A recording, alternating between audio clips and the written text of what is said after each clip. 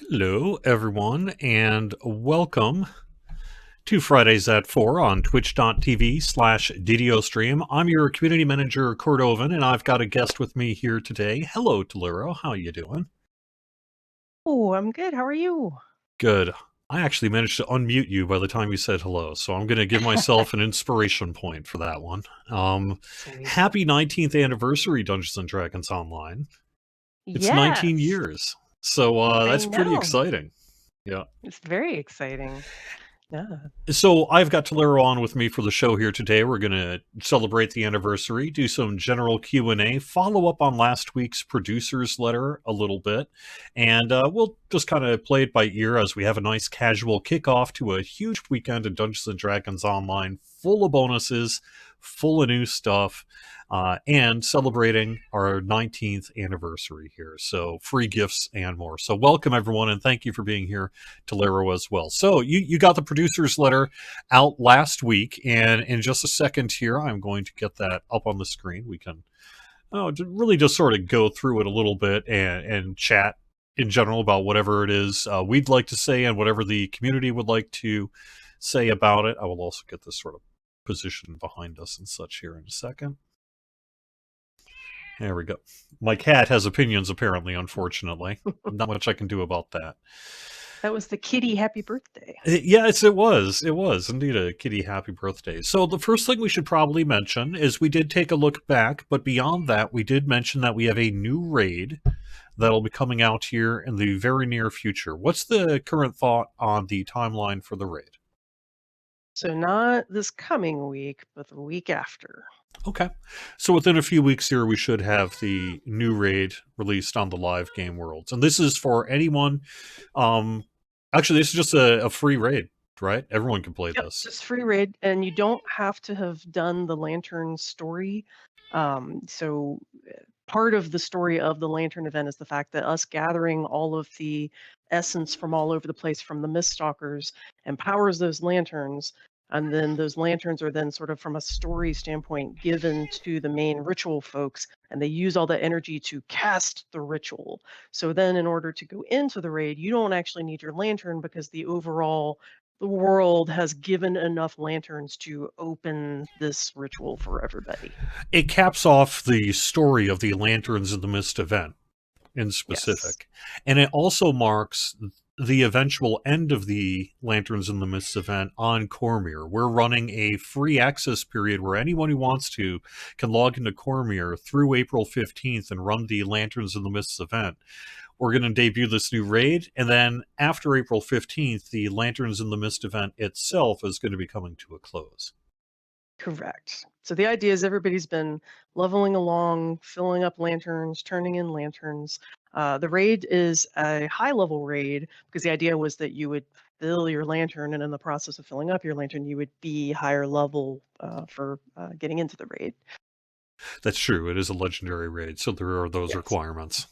So, but that'll be happening here in the near future, and players have had a chance to see the raid, if I believe, in some state on Lamania as well here Yes. already. So, Yep.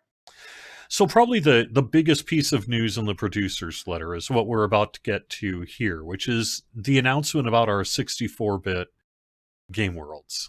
And I know that there's still a ton for us to really determine and know ourselves before we do this. But where are we at right now, and what are we thinking?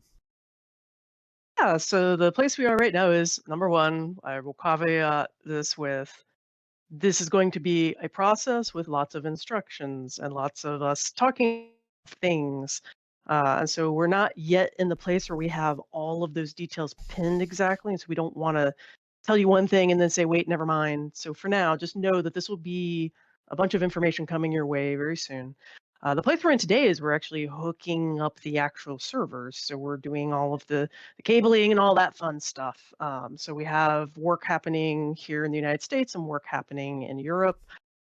So that's the current piece of it. Another piece of it is the engineering team is continuing to finish the work on updates to the transfer tool that would be involved in this too. I know the transfer tool that everybody's used to today, number one, it has certain limitations. Number two, there's a bunch of stuff that doesn't get to come with you when you do a transfer. So they're working to revise that system and we'll have more information for you on what that looks like on the other side when it's time to start using it in terms of this is how it now works for you. So, The there's a biggest lot of moving question, pieces on our right? end. The biggest questions we don't yet have answers we can provide, which is how many, what are they called, when is it going to happen, and how is the specifics of, say, guild transfer or Right. monster manual or creature companions, that kind of thing, how that's going to work. All that is yet to be worked out.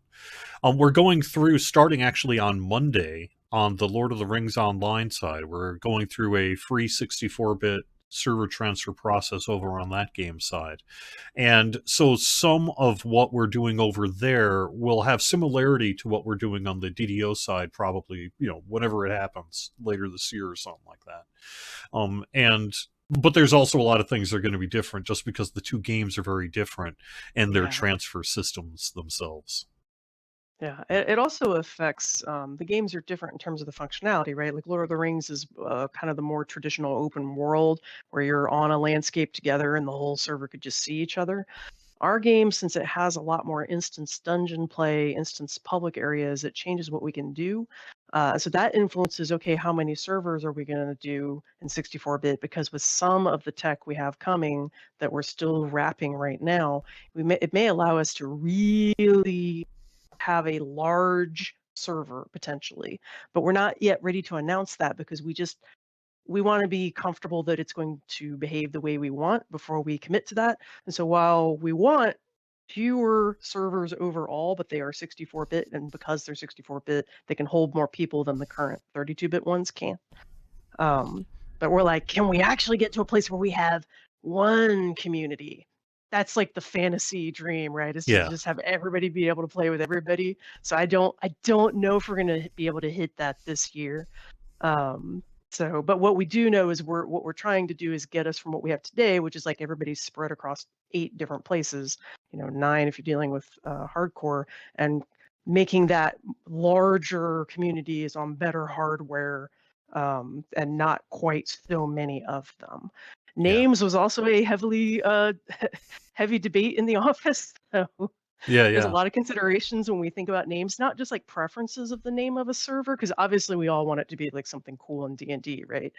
But we have to think through some things like, uh-oh, what names were used? Because remember, we're 19 years old, right? Like, Hmm. had we ever used a name that's really cool on something else already? So now we can't use that name again because it's functioning somewhere else in the organization will cause a lot of confusion. Just a lot of different considerations you wouldn't expect necessarily. So Yeah, absolutely. And we haven't really stated anything. Some of the big questions remain is what are we going to say about the 32-bit worlds after these transfers and things like that. We're getting those questions in our Twitch chat, and that's certainly not unexpected. But we're not yet in a position to have those yeah, answers, and we really wouldn't. It wouldn't be wise to speculate on that right now. But we're correct. doing the work to get those answers. Is essentially where Yep. we're at in the process, and once we know more, we'll be able to tell you more too. I did want to call out though that one big difference with this new infrastructure we're working toward is the debut of a server in Europe. I know in the Yes. producer's letter we used the word plural, but the intention I think was to use plural for the server project. I don't Right. know if we were necessarily just saying one server for Europe, but we might, right? So, And I don't even think that decision is like hard set hmm right now. These are hmm all things that we're assessing. Some of it comes down to, okay, if we configure it in this way, how many users, can it hold? Well, that's the max of what it can hold. Do we want to do another one so that you're not at the max? Is it safe to set the max? There's a lot of logistical questions that we're all still in discussions about as we continue. And some of this is us continuing to measure Cormier, right? Cormier's giving us a lot of data about the behavior of the game worlds in yeah. terms of as they continue to grow, essentially. We'll probably have more questions about our transfers and that throughout the show here today, but let me move on for the letter to talk a little bit more about new dungeons this spring, because it's one of the first pieces of new content other than the raid and the producer's letter. What do we mean progressively unlock? Yeah, so this is something that we've been wanting to try, which is number one, we have a free dungeon we want to do because we know that we had to take away illusory larcener. It's very unusual for us to just flat out retire requests like that. And so what we wanted to do is say, okay, because we took away one of the free quests like that, we want to reintroduce another free quest. It's not going to be the same story. And I think the level banding on it might be slightly different than when Larcener was built. It's still going to be sort of in a similar range. But the goal was, okay, if I'm going to take away a piece of free quests for the free players, we got to bring a different free quest in to make up for that, was the idea. So that's one part of it. Another part But of we it use is, the words progressively unlock, and that is something we don't yeah, typically associate with our dungeon designs. So yeah. are we just So keeping this it a was the secret next. or what? I don't know if we'll keep it a Yeah. secret. I won't say what these stories are about, I guess Yeah, is the yeah. way I would frame Okay, it. right. One of the other things that'll be different about it is we are wanting to try something where we have a smaller, cheaper offering for people, like a la carte kind of dungeon. Because Mm. usually we sell quests in packs, and we want to see what happens if we let people, especially for like a newer person or a free person, if they're not sure if they want to do a dungeon pack. It's like, okay, what if you just do a quest? And then we'll be rolling those out across the spring, particularly because each of the quests is not story-wise related to each other. It felt like it wouldn't make a lot of sense to have them all be part of one update, because then you're like, what is the connection with these? They're actually story-wise not connected. We have Um, done that a few times before, typically with, like you yeah, say, free packs where we've had 4 independent stories essentially just sort of jammed into one space because that's right, where the NPCs are. And then, so what we're right. talking about for this is something that perhaps is a little different and a little more organized. Yeah. So Yeah. we're trying it. We just want to try it to see how it goes. I would not expect this to be like the permanent model of all the quests that we make forever. This was just a variant that we wanted to try, and the spring seemed like a good time to try it. It's before the X pack. I think deeper in the year you're going to see us switch back more to kind of more traditional, like same story quest pack. I know the letter doesn't go very deep into the fall. That's the disadvantage of the producer's letter being in like January, is sometimes we're still working on some of the Q4 plans, because we have high brushstroke plans, but then we really like solidify them down based a lot on what goes on in the mid-year in terms of expansion work. Um, but that was something we were like, we want to try this. Let's try it in the spring. That seems like a good time to try it. And if people don't like the format, then we just won't do that format again. And we do have this 2025 development roadmap, and just like most of our yearly producers letter roadmaps, we write these up before we get to the buffet, not Yeah, not once we're there. So it's possible that things could impact some of these timelines, and that it certainly has happened in years correct. past. But this is what Absolutely. we've got this year for our rough development roadmap, and I think a lot of what we've seen in Q1 we've already done or will be doing, including the new raid in the near future and 19th anniversary celebration, which is underway right now. So, new 64-bit worlds, the new progressive dungeon content we saw in Q2, VIP rewards year 2. We're laying down more track, essentially, correct? Yep, yep, that is correct.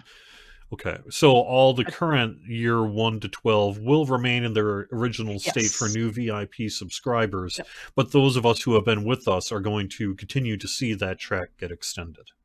correct. That was one of the things we heard a lot from people was, "Look, I've been playing DDO, and if I play, there's no real difference between me and a VIP that just showed up yesterday, and I kinda still wanna feel something about the fact that I've been staying on my VIP."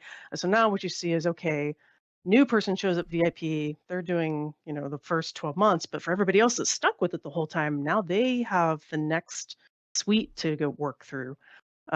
So that was the hope, is that now you'll start being like, "Oh, that person's been a VIP longer. They've got access to some stuff that I can't get yet because they've been here."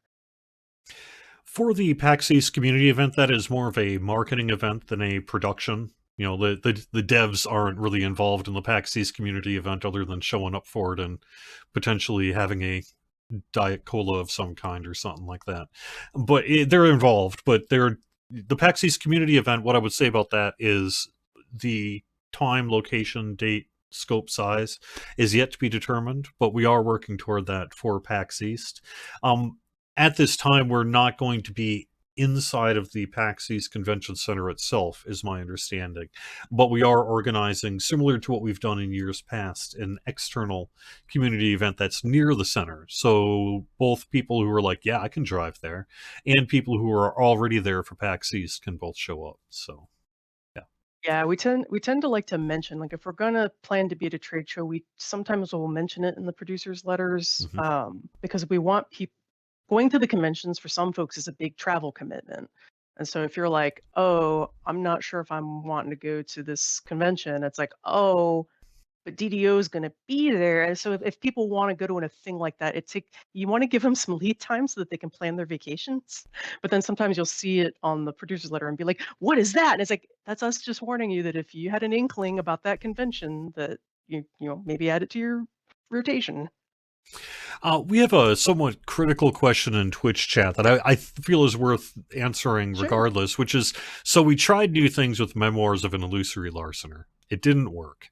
Now you're going to replace it with even more experimentation? Am I hearing that right? Uh, Well, yes and no. No, it's a very Different, different sort of very different situation. kinds. Yes, So yes. to be clear about what Yeah, was experimental about Memoirs of an Illusory Larcener, when it was created, it was using quest making techniques that were not traditional for us, and it was relying on ways of. I guess I can kind of get into the guts of it a little bit, which was normally our dungeons are sort of laid out, right? All the pieces, the hallways, everything is sort of sitting there. Certain pieces may be brought in by the game, but for the most part, it's sort of pre-laid out.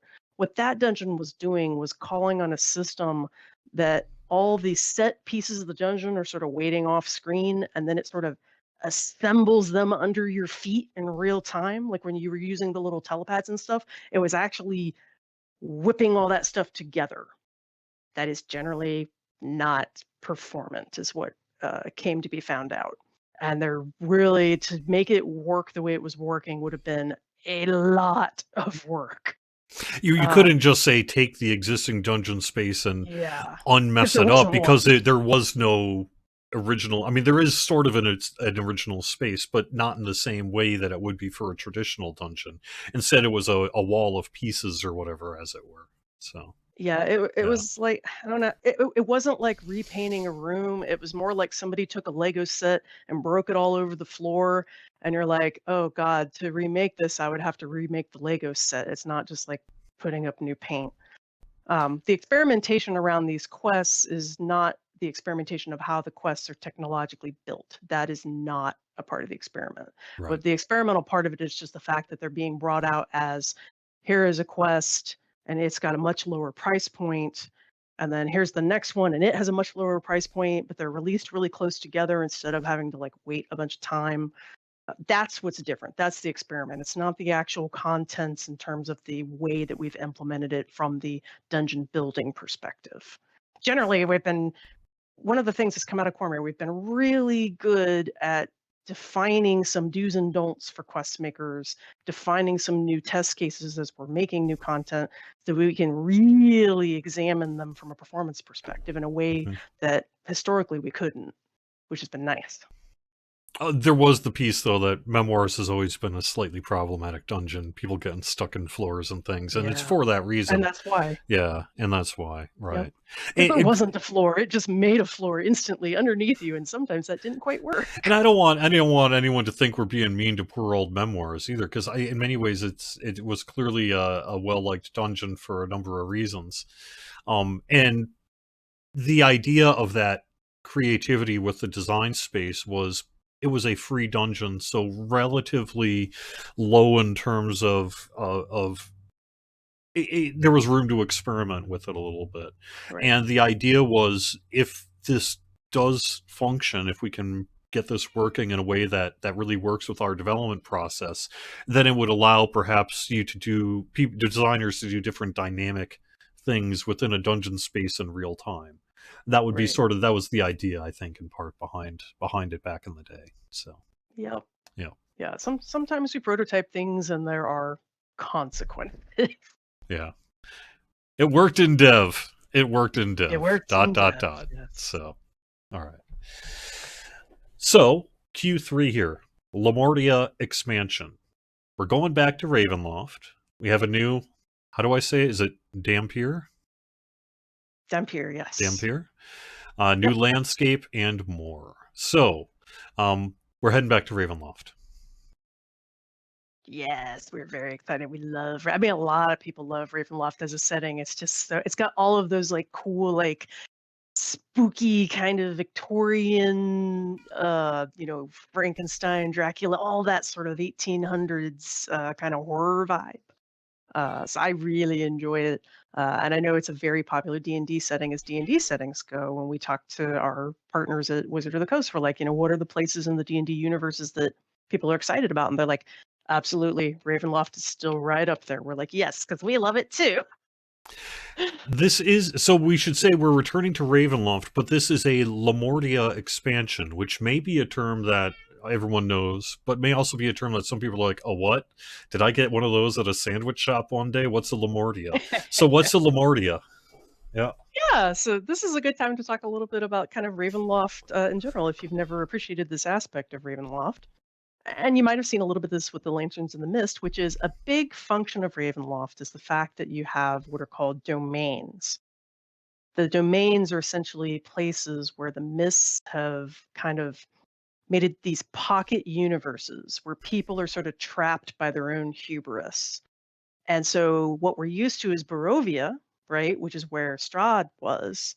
And the lands of Barovia, Strahd was the one who was being there. It's almost like a punishment, essentially, for their hubris. And so Strahd was sort of forever tormented in this domain. So Mhm. now what's happening is we're going to a different domain. So before we dealt with Strahd's domain, now we're going to the domain that's called Lamortia. And Lamortia is how all right, how anti-spoiler are we gonna be here? Well, I mean, it is an existing setting within the Dungeons and Yes. Dragons universe, so to some extent, people can already look up wikis and things like that for it. Yes. Is it safe to say that it's a little more mad scientisty? Yes, I think if you wanted to try to equate it to a horror genre, that it is less, Dracula, more Frankenstein-ish. Frankenstein. Frankenstein. Frankenstein. Yeah.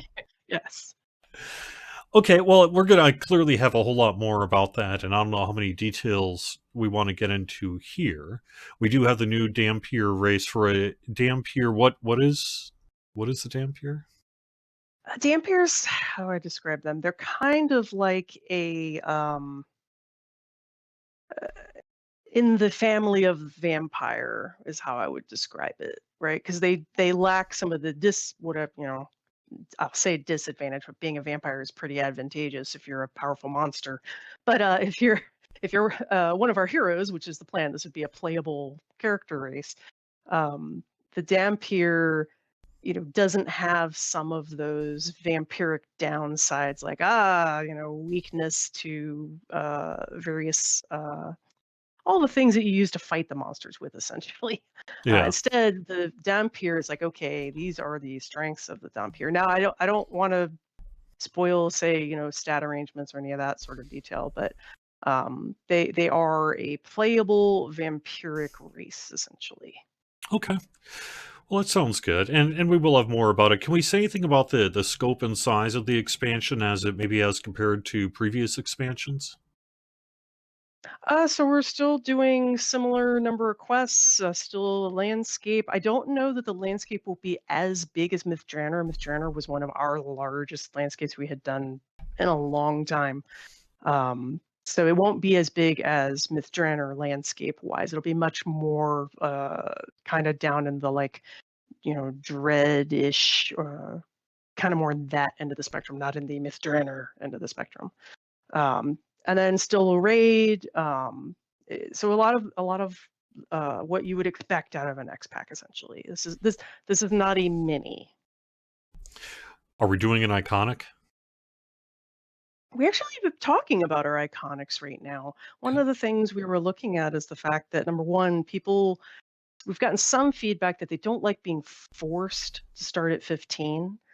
Um, was kind of one of the nice tricks about the lantern event was you could make an iconic during the lantern event, and if you talk to the lantern guy, you could actually get your iconic down to level 1. Um, but we've been talking about like, okay, so that's one part of it. And then a second part of it is we're not sure that people necessarily like to use them. So we've this is all still in conversation because they're also not that extreme for us to build. So it's not like it's hard to make them. It's more just like, do people like them? If people like them, we'll keep making them. And in theory, we do have ideas about what our iconic would be. But that's still something we're talking through. Okay. So if you're a big iconic fan and you're like, yes, iconics, please tell us. So as we look into quarter 4 and we look at what we've termed live event, opt-in hardcore like involving Fey shenanigans, and you do expound a little bit more in text form here about both the Dampier, Ravenloft, and the next event. So let's look at that next event. What do we mean by Fey shenanigans? What is a Fey shenanigan? So Fae shenanigans. So we essentially know that the Fae are going to be involved. Which particular Fae you'll find out, but we know that it's not Illithids and it's not mists from the Ravenloft domain. We know that these enemies will be coming from the Fae sphere of influence. Okay. Even though we've had this sort of live event style system now for a couple of years, it debuted with the Illithid invasion and is sort of the driving force behind the Lanterns in the Mist Cormyr experience.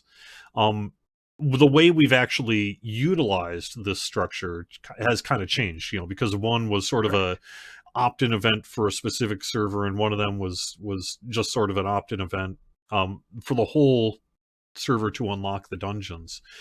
Does that mean that we can expect something different for this fall's event? Yeah. Yep. So we know that we're going to change some things. For example, this one we would want to be across all the servers, not just a specific server.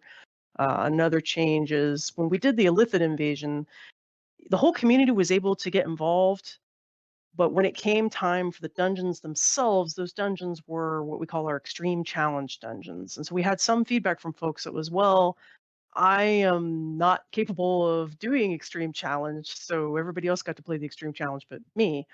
And so we'd be looking at, okay, let's make sure this time that the event not only can everybody participate in the sort of global effects, that there's also still an ability to participate at the end. And so with like the raid, for example, we were like, okay, if you play your lantern up, then you'll be ready to get in here. It's free to get into that raid. And so we're trying to this time say, when this event happens, we want all the servers and anybody that's playing to be able to come and have fun with it. It isn't, however, its own server.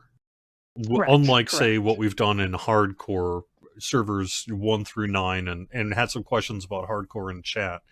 Is this sort of like the next phase of our hardcore process here? I don't think that we have fully committed to saying this is what's going to be hardcore from now on. Like, we want it to have a hardcore component, as in the people's ability to say, I try to play a character as far as it can without dying. That mechanic is just flat out fun. We know a lot of people enjoy it.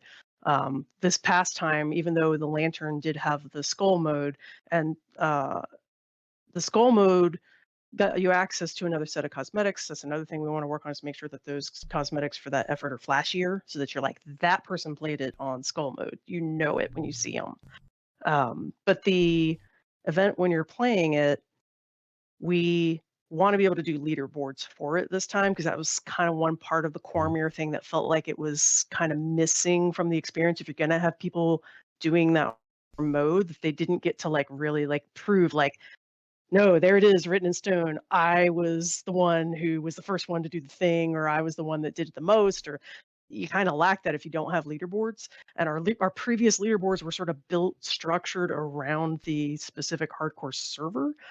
So I'm hoping I can now get that for any of the servers, right? So if I have people doing it on whichever, obviously 64-bit servers are coming, but let's pretend that you're on, Argonessen or wherever, that you can see who were the people on Argonessen that did it, who were the people who are on Cormier that did it, who were the people on this server, who were the people on that server. Mm-hmm. That would also be a bit of a change.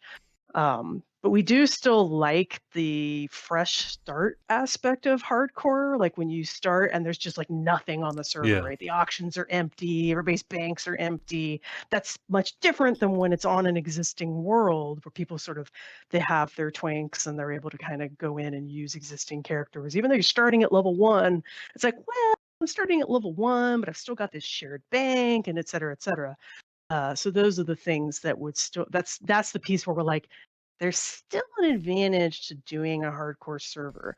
Now, the trick is we're very focused on the 64-bit server opening this year, which means all of the resources that go into opening and closing servers, they're going to be focused on that this year. So we knew that there's no way we were going to be able to fit in a separate hardcore server while we're in the middle of that. The other trick is our server infrastructure that we normally use for hardcore is 32-bit. So we need to facelift that up. So there were just too many logistical pieces to make that work for this year. So for this year, we're like, you know what?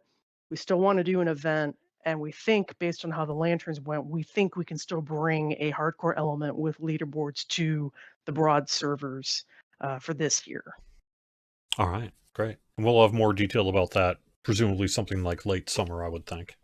Yeah, absolutely. So we have come to the end of the producer's letter here, and I wanted to give an opportunity for the people in Twitch chat to ask a few questions. I've seen a few questions here that I think we can at least answer to some extent. Do we have big plans for our 20th anniversary? We have to. It's the 20th, and especially in D&D parlance, come on, like natural 20, we have to. I can tell you on the marketing side, it has been a topic of discussion for at least several months now. Yes. So, yeah. We're not ready to state a date, but let's just answer 64 bits when. So I can tell you it's not going to be earlier than spring. It's not going to be next month, right? It's going to be spring or later.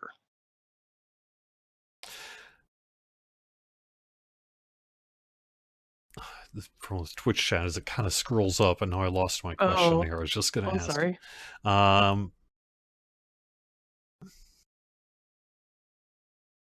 This is why I rely on you, Jerry, because I have the same problem. Things go by so fast, and then I'm like, wait, I thought I saw a good one, it's gone. Yeah, I just thought I saw. What about the free questing coupon that we've had? We don't have anything we can state about that today that I'm aware of. Nothing to announce today. Okay.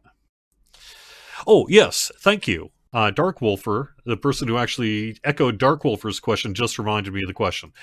There was nothing in the producer's letter about Reaper changes, whether that be Reaper system and tree changes or other changes involving the Reaper system. What are our thoughts in terms of that for the future?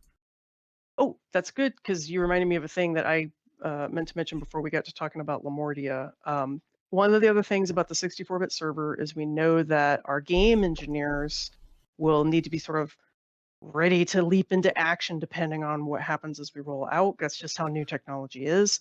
So because of that, there are some things that we have had them working on that I'm hoping to be able to bring out this year, but I didn't want to put them in the producer's letter just in case, because there was such a chance that those things we're working on might get paused while we're switching to focus on 64-bit rollout.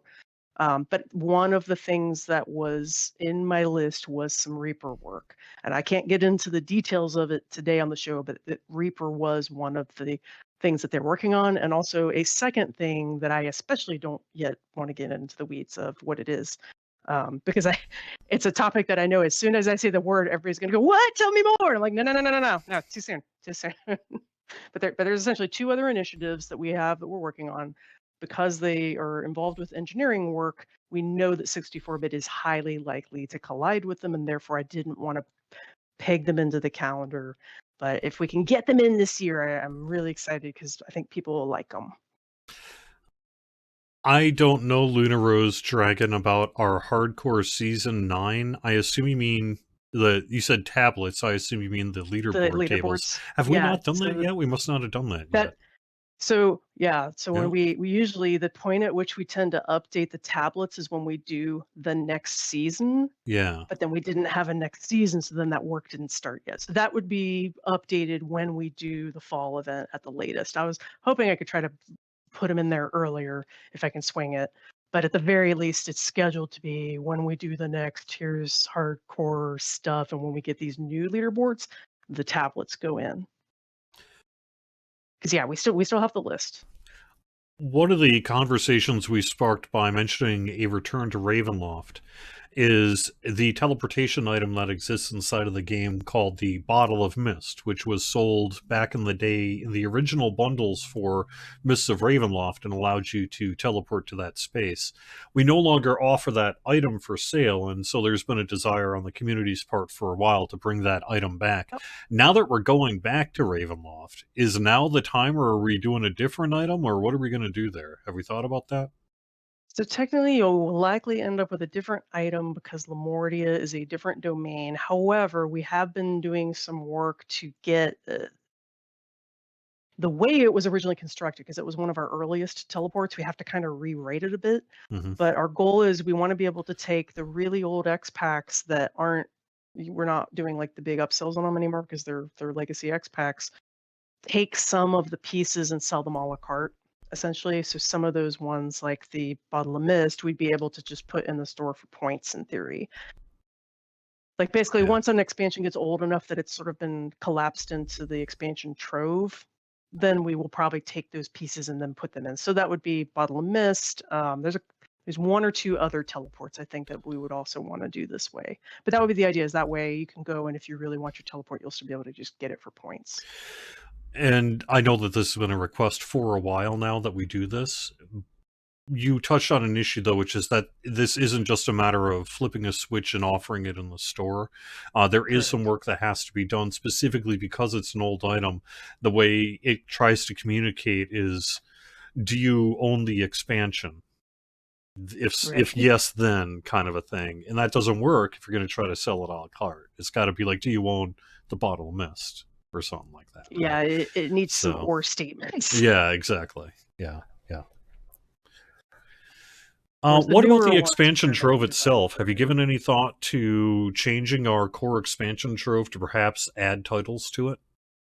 So we have been in talks about that. We hadn't decided when we want to pull the trigger on it. And also, one of the things we're trying to define is number one, at which point does an expansion cross an age threshold such that it becomes a part of the trove? And B, how many of them will become part of the trove? Like, how many, like, are we gonna go all the way up to, say, Salt Marsh, or are we gonna we're still talking about what do we think is the most Yeah. logical flow for that so that people still get the opportunity to get the really cool upsells, um, but then we still are able to help people that are coming to the game much later so that they're like, "Oh my gosh, I am missing all these expansions. What do I do?" Okay, just pay the one trove price and you can get in those quests. Or maybe at some point, because of the sheer number of expansions, it would be Trove 1 and Trove 2 or something, maybe, or Yeah, and that's something. right, Yeah. that's the other trick, right? We're like, do we want it to be just one trove, or do we want it to be sort of additions of trove? And then how does the nice thing about being a 19-year-old MMO is that you actually have to start thinking about long-term planning. Not every MMO gets to do that. Yeah, right. But in our case, we're like, okay, what will this look like in 10 years? What will this look like around the time that Tolero is retiring? Yeah, yeah. Like, so that's part of it. But that's kind of the direction is we know that the trove is going to get updated with another update, and we're just deliberating how much should the trove have inside of it, which ones are going inside, because we have a lot of expansions. And there is sort of a business side of things as well, where you want to offer the most value you can for that trove, because Yeah. that's sort of the nature of it. But you do also Yeah. have some business realities you have to contend with as well. So, like, Yeah. we'll just add everything. Well, wait a second, that kind of thing. So, yeah, Yeah, yeah. yeah. And it depends. Lots of people try different things with it. So we are always a fan of going, okay, let's try it this way. Hmm. If we don't like that, then we'll try it the next way. Yeah. The question from Johnny Hunt sadly is a no, but we can talk a little bit about the future of them, which is any plans to revamp the old school raids like Titan Awakes or Tower of Despair. Johnny said this year. I think we know that's not Ah, happening. not But this year. what could we do that? What's the deal? That we know Tower of Despair is on our hit list for when we come and sometimes we do uh reworks of the older quest packs to kind of get them modernized with, more modern loot sensibilities or more modern gameplay sensibilities depending on what the pack was. So the tower is definitely on that list. We're pretty confident we can do that one. Titan is also on our list, but the reason it hasn't been touched yet is because we know it's going to take a lot of custom work. Mhm. The Titan is a much more heavily, let's call it scripted, a much more heavily scripted raid. A lot of work would have to be done to the landscape area. We know that Restless Isles, like some people love it, some people hate it, but it has that sort of you're constantly going underground and then popping up to the surface and going underground and popping up to the surface. So a lot of that would have to get thought through. Do we want to keep that format? Do we want to change that format? If we change it, it means somebody's doing landscape work, which is a big lift. So, but we all have it. It's on my list. It is my personal pet project. Is I want to be able to revisit Restless Isles at some point. Wish list items include from the community here. The two I've seen most recently and several times is Planescape. Are we ever going to Planescape? And also, what about Undermountain? Someone would like to see an Undermountain as well. Oh, good to know that people like those things. Mm-hmm. Uh, the future of a Caneth crafting update. We have increased our level cap relatively recently, but the Caneth crafting piece of that did not come up along with it. What's the plans for Caneth crafting? So we know that we want to do. I don't want to say a work on Kenneth because that implies that we're going to like wildly change it. And I don't think that we ourselves know how much we want to change it so much, but we do know we want it to continue. We were kicking around a few ideas for ways to do that. I don't think that those ways are going to happen this year, though. But the conversations around Kenneth have already started this year. Any news on the Chaos Mancer? The Chaos Mancer debuted in January a la carte in the DDO store after making its initial debut in Magicka Myth Draenor. But we had a bug with Chaos Mancer and we had to pull it from the store and unpublish it. Just yesterday, we were able to bring back the other thing we had to pull that suffered a similar issue, that being the +2 to +3 racial action point tome. But we've not yet brought back the Chaos Mancer. What's the status on that? I'm hoping to be able to bring the Chaos Mancer back with the raid. Okay.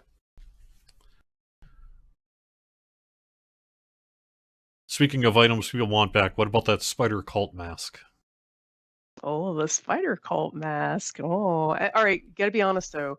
Do you want the spider cult mask because of how it looks, or is it that you like the effect that it applies? The effect that it. No, how it looks. Yes. Uh-huh. Uh huh. Uh-huh. No, well, actually, I like both, but I in part brought that question up because I remember that spider cult mask specifically had exclusivity wording associated with it. And in It that did. case, that is one of the areas where we do run into longer term issues when we get these kind of requests to bring these items back. Yep. Yeah. Sometimes we're able to pull it off with 3 colors. But in the case of the mask, we've debated very heavily about that mask. A couple of things. Number one, the look and feel.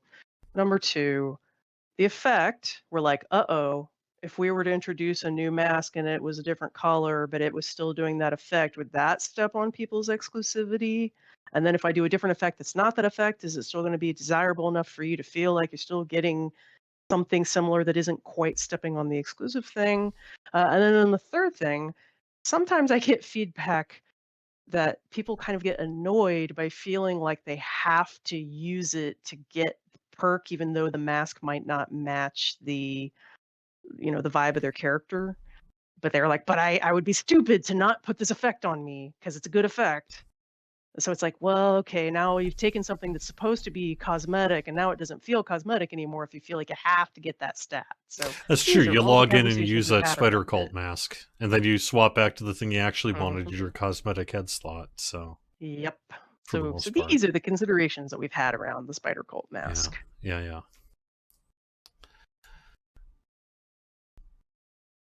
I think to the comment that exclusivity sucks, I think in part that's why we tend to use different verbiage these Yeah. days, so that we don't put ourselves in that position. Correct. We've really that was, Spider Cult Mask was like, 2 companies ago in DDO's parentage. Actually, was it 3? No, Something like that. Yeah, 3. yeah, 3 parentage ago. yeah, Um, and so what's one of the things we talked about is like we do want things to be limited, but we also don't want it to be so limited that 19 years from now somebody can't get something cool. yeah. Well, it's always tough because there is that piece that's like, hey, I was there for the cool. I was there for Yes, the I was cool, there and for I the can prove cool. it. Mhm. Um, Yep. but lost and gone forever is not always so much fun. Right. Yeah. Right. Like I still am salty about the founder's home. Like even though I could like use like cheaty admin commands to like put it on my account. That's not the same. My account Yeah. didn't get the founder's helm because by the time I found out what DDO was back in the day, it was already a couple months past. So it was too late for me to get in on that. So everybody else had access to the little pointy helm with the black and the gold trim, and my account doesn't. It's true. It's true. I started in June of 2006, and I missed it as well. So Yep. yeah, yeah. A question. It's just not the same. You could give it to yourself. It's Yeah. just not the same. No. Question from Cozy Bean. Suggestion, really. I know many players who don't play due to inventory management being a long, stressful slog. Is DDO going to do changes to inventory? No matter what new stuff comes out, people aren't playing due to inventory stress.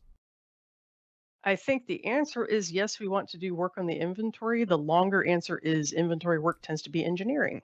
And our engineers are working on the 64-bit and working on the lag. So that has been their primary focus here for a little bit. But inventory stuff is a thing we're wanting to do. One of the things we're kind of curious about is we had kind of switched to a model with, say, the expansions or like the supporter packs, where when we're giving you a slate of cool goodies, that you can go to the NPC when you're ready to receive them instead of having them automatically like shoved in your inventory every time you make a new character. And we're wondering, has that helped? Does that Right. kind of ease some of that burden a little bit? Now, obviously, there's still some older sets that we have to retrofit so that they'll work that way. They also have the needs and or statement problem.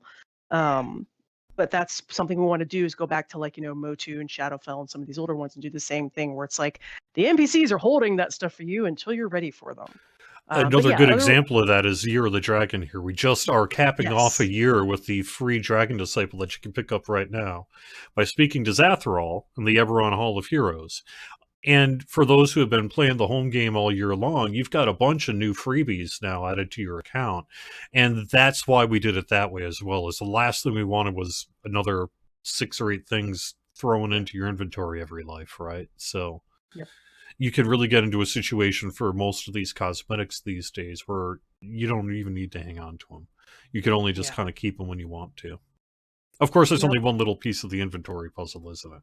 So, Yes, exactly. Yeah. So that's yeah. one piece of the inventory puzzle. A thing that helps us is people continuing to talk about the particular inventory management things they have. Is it like, well, you have collectibles bags, but then I have multiple collectibles bags. Now what? Or is it, well, I've got all these different item sets I want to switch between, and I'm having trouble managing those. Or like we have our own ideas of what that is just based on game data. Um, but sometimes you need to marry the game data with the player conversation. Like you can't just take the numbers. You kind of have to marry the numbers with the end user. So I have my educated guesses about which parts of it are the most painful, right? Because I have to organize my inventory as well. But I am always interested in people talking about it. We have a maybe this is a good time to plug the Discord, right? We have Yeah. our DDO Discord, right? Um, Forums are great, and then we have a Discord. We have a suggestions channel. If somebody wants to start a thread in the Discord, and you can obviously still use the suggestions in the forums, and just sort of gather together. These are the particular areas that we're struggling with, so that we make sure that our plans are lining up with those still. Yeah. Yeah. I think part of it too is people like to hold on to their stuff, and I Yeah. just want to say for the record, I am team uh getting rid of the stuff that you don't actually use. How much stuff do you have in your bank that you haven't used in, let's say, some number of years, as But determined I by earned you? it. As determined by you. If you really haven't used it, in my case, who's been around for a long time, 5 years, I ain't using that. And if I need it, I'm not going to remember I have it there. So there we go. I just get rid of your stuff is what I'm saying. So, No, like I'm a yeah, notorious hoarder. I have a whole tab of my bank dedicated to just items that I'm emotionally attached to that I can't get rid of. I have yeah, like my first lump of coal from a festival in 2006, and I have this one item I got from a cool live event, and oh, this one circlet that I used to wear when I was playing with so and so, but they don't play anymore, so I don't want to get rid of it because they passed away. So just there's all these items that I don't want to get rid of because I have an emotional attachment to them. So I am very sympathetic to inventory management. yeah. I mean, I am. I just like every player of. We're not alone in having this concern, but that's how it goes. Um, on My a 11-year-old question. cake that I had never eaten. That's true. Well, see, that I would keep. That's worth keeping. But that +5 Mace of Smiting that I still kept Oh, but I for might whatever use it. reason, do I really need it? So, what about the thought of doing a DDO Classic, where it'd be a progressive unlock of presumably level caps as attempted to mirror the original version of the game? I like that idea. I believe that we have had similar conversations internally. Haven't pulled the trigger on it, but it is something that we too have pondered as we look at some of our sister games like EverQuest. And we're like, it is kind of fun to relive that sort of, I'll call it moving end game, right? Like there's a point where everybody kind of gets up to whatever the current cap is and they're kind of there. And then new content comes along and everybody moves along. There's an appeal to that. There is. We had a conversation back with Cormier about, well, since this is fresh, and a long-term server, maybe we should do like level cap 10 for X amount of days. But ultimately, the Yeah. logistics of that one didn't really make sense with the Lanterns of the Mist event and everything Yeah. else. But yeah, yeah. And yes, I apologize if my cat is coming through. Normally, she's pretty good about this, but she must have an empty dish or something because Mm. there is a crisis going on, and it is because the human is not paying attention to her. So, all right. Okay, I can hear my pet rattling my door, and hopefully that's not coming up on the mic. Yeah. Uh, I don't know what you mean, Loria of Orion. What do you mean about the anniversary stash? We do have new free gifts. There's a new cloak that I'll Mhm. probably maybe even wrap up the show here today. Just taking a quick look at. In addition to the free Dragon Disciple, and we have a buff. You'll speak to the Yes. genie in House Fiarlan and get a 10% named item boost that stacks with elixirs of discovery. And on top of it, we have a slate 2 weeks of bonuses. We're doing 19% bonuses, which I'm sorry, QA person who had to figure out what 19% of whatever X number is, but Well, most of our systems floats, that use yeah, math, right? So there's some kind of math floats thing and going integers, on. man, Yeah, floats and integers. yeah, there you go. Yep.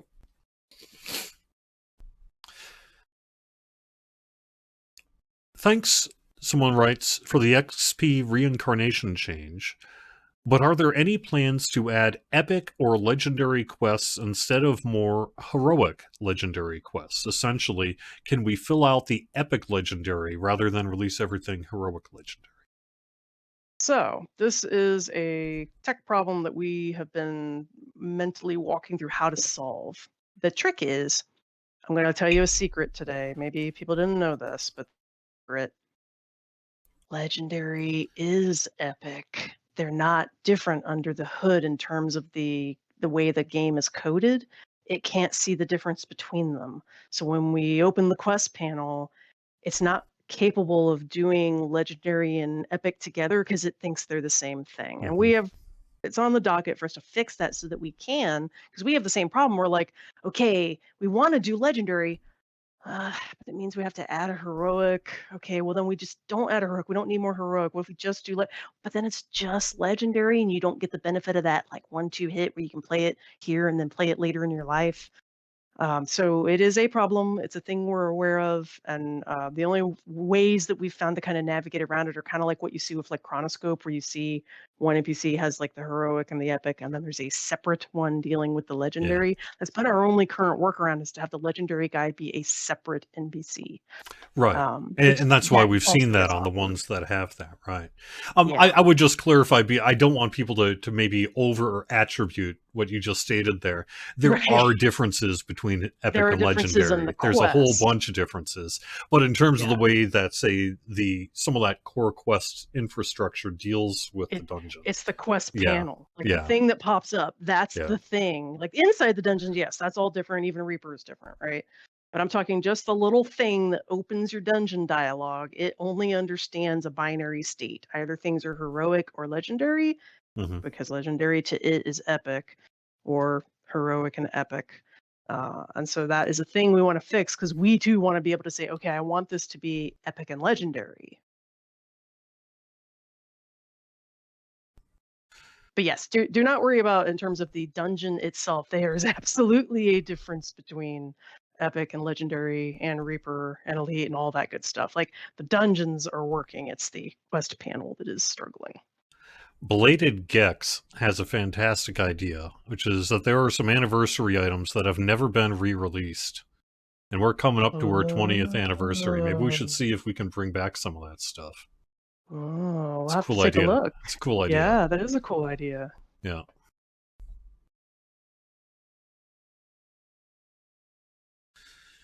All right, well, we have just a few minutes left on the show. Can we get new Reapers? You don't want the Wraiths, or you want something like completely different, like in style and mechanics? Or do you just want them to not Yeah, be Wraith-like? yeah, that would be my question too. Is you when you say new reapers, as in tougher, as in different abilities, tougher and different abilities, different appearance? Like what flavor of different are you interested in? We love reapers, so we are always eager to find new ways to make reapers. Yeah, new harder mechanics. And we did see some of that Mhm. in the Illithid Invasion quest there with like you had to fight certain Right. people in order in that. Maybe there's more that we can do there. And we have that event coming up in Q4 that we'll be Yep. talking more about too. And some of those ideas could populate into that as well. So Yes. Yes. all right, Tolero, thank you so much for joining me here on the show today. I've got a couple minutes left in the show after I let you go, and I'm just going to talk a little bit about the anniversary freebies here before I call it a weekend. But I did want to thank you very much for being on the show, for writing that producer's letter and getting it out ahead of our anniversary. And happy 19 years, Dungeons & Dragons Online.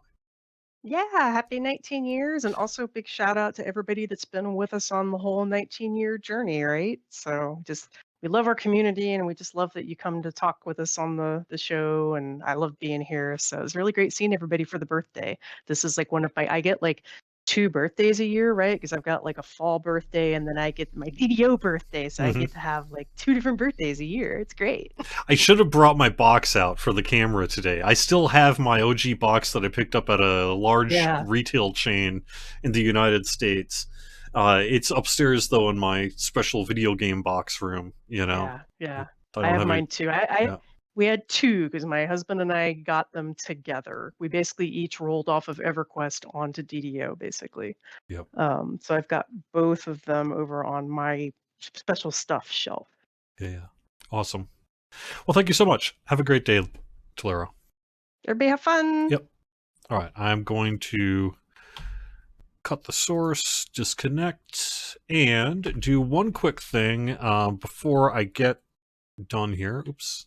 I talked so long I actually logged out of the game, but I'll I've got a couple minutes here. I can take care of this. Get up Twitch chat as well. Okay. It is our 19th anniversary, and I felt it would be appropriate to make sure that you knew about the anniversary stuff that was happening here before I called it a show, because the next couple of weeks is full of stuff happening in Dungeons and Dragons Online. The first thing I want to make sure that you're aware of is that you can go to the Eberron Hall of Heroes, and I will be in. Oh, there we are. Yay. Okay, hang on.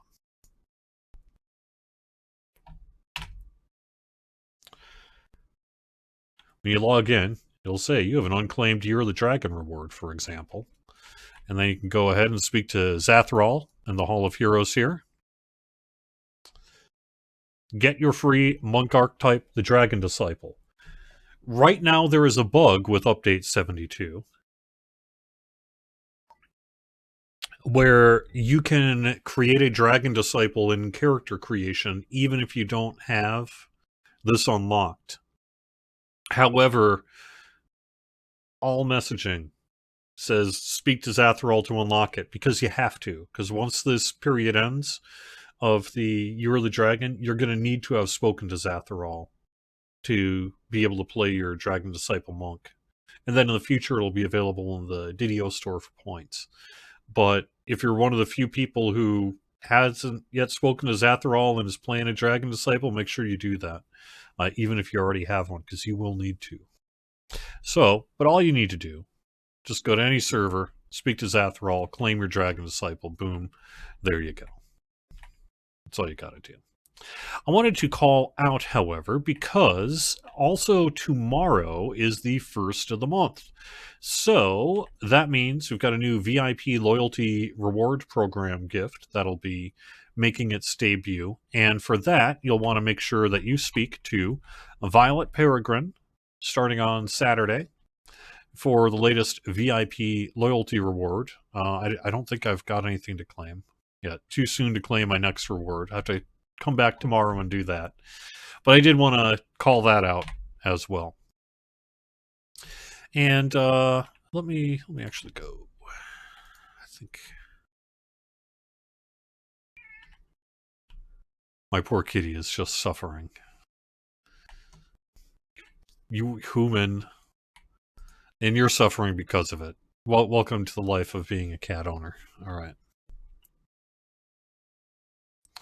I am not going to be doing the public spawn thing this time around. The timing didn't work out, and I just have too much happening, both in my regular life and my work life, to be able to dedicate, say, 4 or 6 hours for some kind of anniversary stream. It's just not something that I can do this year. So, unfortunately, this is what we get for our anniversary event. But here we go. All right, so there's the genie here.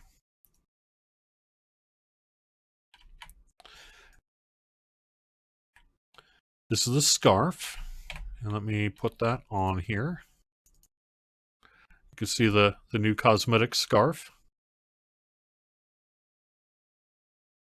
Then you'll speak once every 6 hours to get the buff.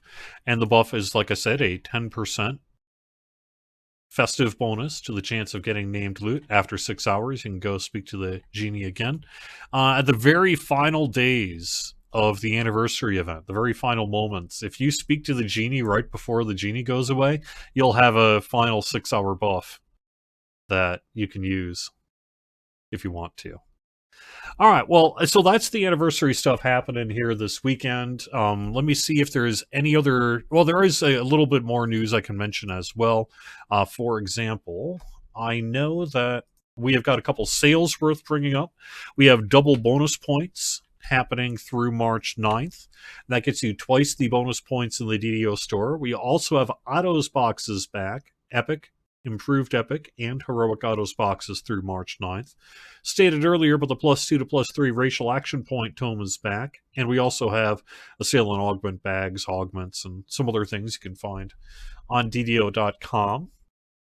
Our bonuses through March 11th is 19% Heroic and Epic XP, 19% Guild Renown, 19% Reaper XP, and 19% Crafting XP. And then we also have, starting next Thursday through the 11th, a Champion Hunter Week. So if you've been saving up those Mysterious Remnants, that's an opportunity to get that. And then we have the raid coming up real soon.